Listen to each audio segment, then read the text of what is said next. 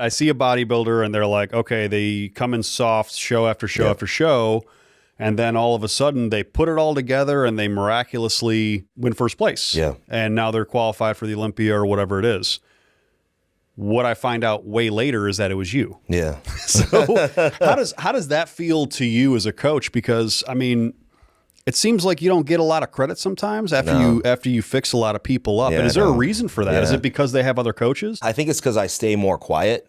You know, I'm a family man. So at this point in my life, you know, in the beginning as a coach, I wanted to be the coach. I wanted to be the next Honey Rambo, the next George. Yeah, of course.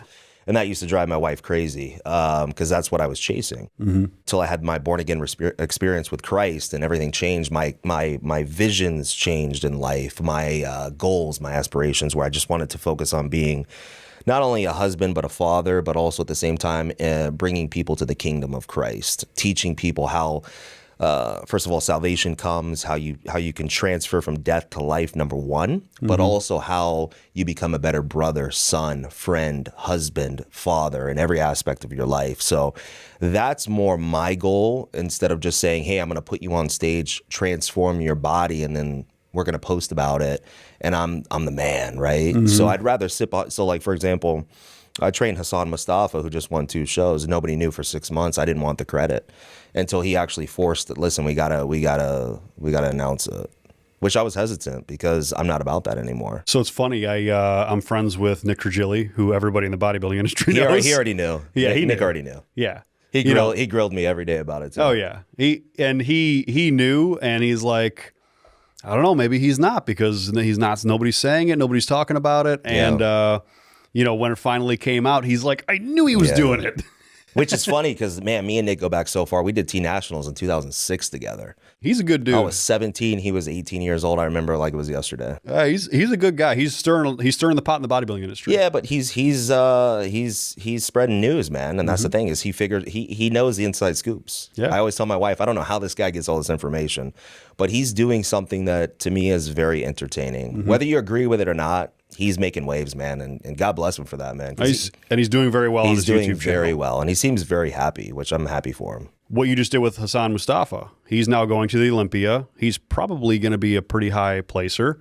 That's the goal. When you work with somebody like him, do you work with the mindset, with the way that they're methodical, with the way that they kind of perceive things, with how they go about their day? Because that's one thing that I notice about you, not just from coaching me a couple times, but from watching, your day in the life, that kind of thing.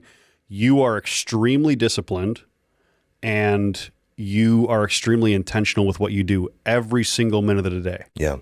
So do you kind of try to instill that in the athletes, or do you kind of force them to do that kind of thing? If you asked me and my wife this question, we would give you the exact same answer. You can't force it on people. Some people have it and some people don't. You can just lead a horse to water. You can't make them drink it, right? As cliche as that is. So yes, I definitely work with a mind. With Hassan, he doesn't speak any English. So his wife is our translator. So everything has to go through her. She has to translate it to him. He is a workhorse. And the problem was with him was, I think coaches prior were not paying attention to the small little details. I made him get blood work every 2 weeks. It started with you guys when he was here right after the Olympia. And from his blood work, aldosterone, cortisol, all these things, I was seeing what was going on throughout the prep to be able to fix it, to be able to regulate it. Watching his sleeping patterns, fixing his gut microbiome, because he had a lot of digestive issues. And we know that your gut is your second brain. We know that your gut controls hormones. We know that if you have too low of stomach acid, we know that your body's not utilizing the nutrients into the cell properly, which is the problem for most people.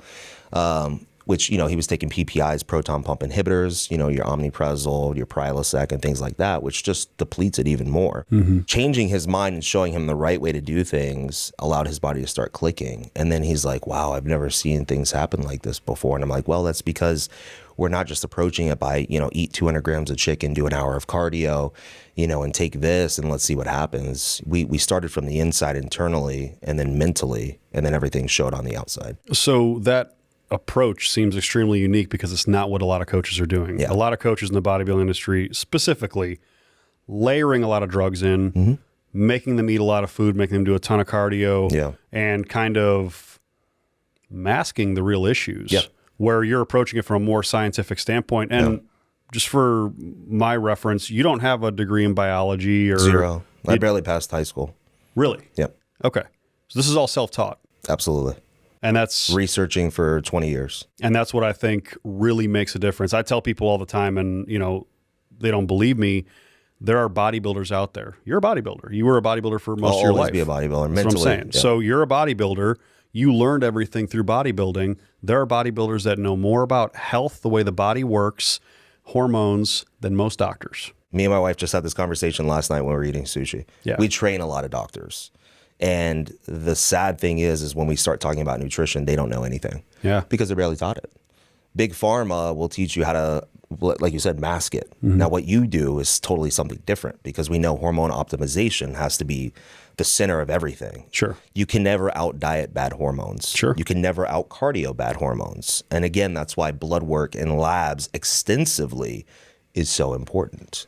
Yeah. And it's important to me because I actually hired a guy just to read my blood work. Dan Gardner, he was on Fuad Abiyad's podcast 6 months ago.